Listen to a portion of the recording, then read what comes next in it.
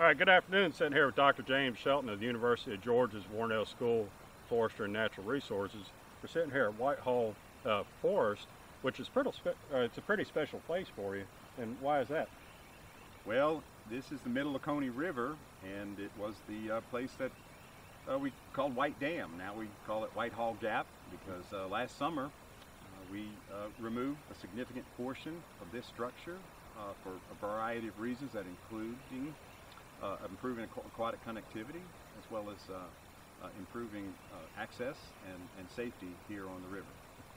So, would you say that you're connected to water, and if so, where did that come from?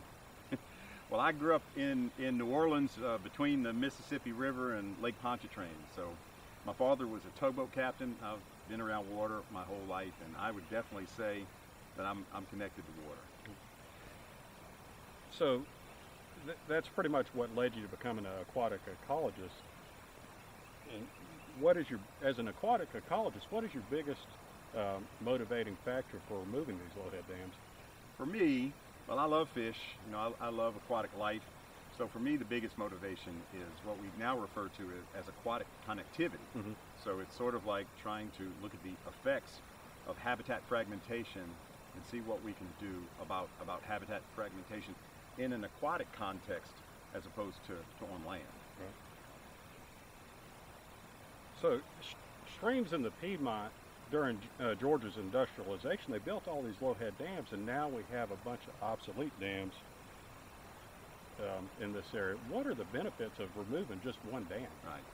And I guess you could argue that what difference does one dam make? But in this case, for example, we reconnected riverine habitat between the middle and north forks of the Oconee River, a significant portion of that habitat. So there are some local positive effects, but as you said, we have a lot of these structures all around, and I think it's important to start somewhere and see what we can learn, because these dams are very old. They're old, and many of them are no longer serving the original function that they were constructed for. Mm-hmm. And so I think it's an important, this business of aquatic connectivity is very important here in the South. It's kind of interesting today that right before we were filming this, we had a lot of rainfall, and I'm watching it rush over a lot of the pavement that we have, and I think that as much as we've modified our habitat, I think it's really important to take out structures that are no longer needed. So this particular one, White Dam, took about 4 years to remove. What kept you motivated during that entire process? Because it was 4 years pretty much of the permitting process, and then about 5 days to remove it. That's right. What kept you motivated through that? That's a pretty long time. Yeah, it is. My motivation came from a couple of areas. One of them was that this was really a partnership. And so I was not alone, and it would have gotten very frustrating if I felt like I was just alone in this process and didn't have other people that felt as strongly as I do about what we were trying to accomplish. So it was a team effort, and that there's a lot of motivation that came from that. And then it took us a long time. As you said, we've modified our habitat extensively. That took a long time, and so I recognize that habitat restoration is something that doesn't happen overnight, and it's going to take a long time as well. So if you had the opportunity to remove any dam in Georgia, which one would you pick? Well, Juliet Dam on the Ocmulgee River is no longer operational. Since it's not operational and not licensed, that would certainly be one, because of the Ocmulgee River is just a really special place.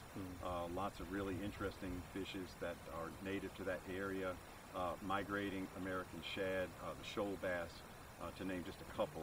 Right. But that's a pretty special habitat, and trying to restore it would be pretty awesome. It's interesting that you picked Juliet. Is that on the Ocmulgee River? Is that the last dam prior to the ocean?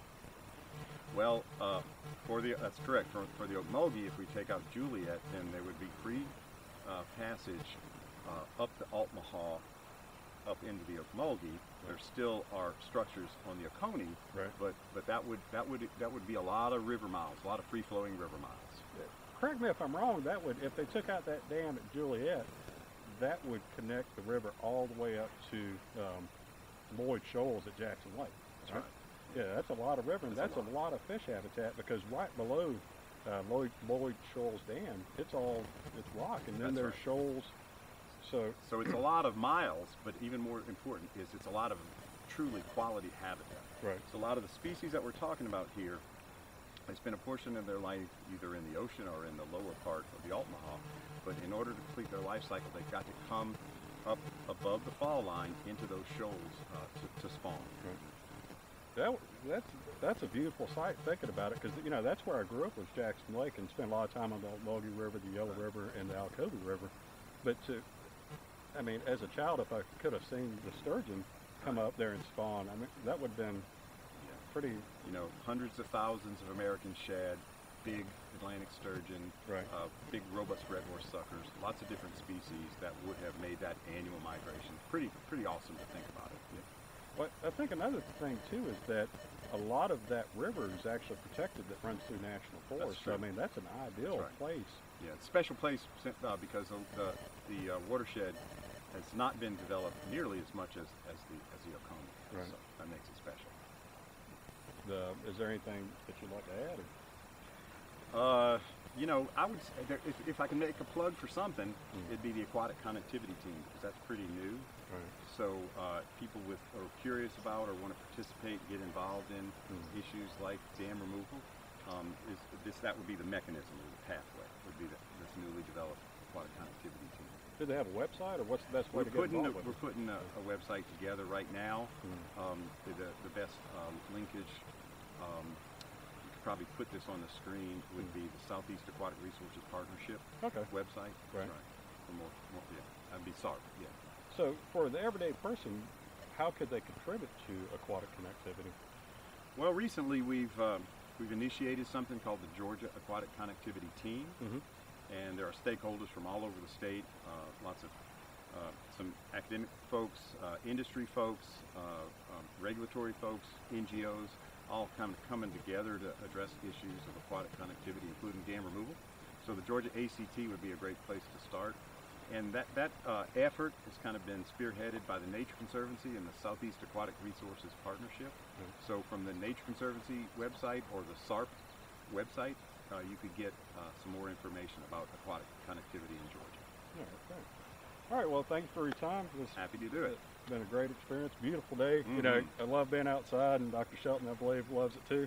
Absolutely. Or I know he does. That's right. And we're sitting down by the river, and we'll put up those links, and basically for everybody to get involved that wants to. All right. Thank you. All right, thank you. All right.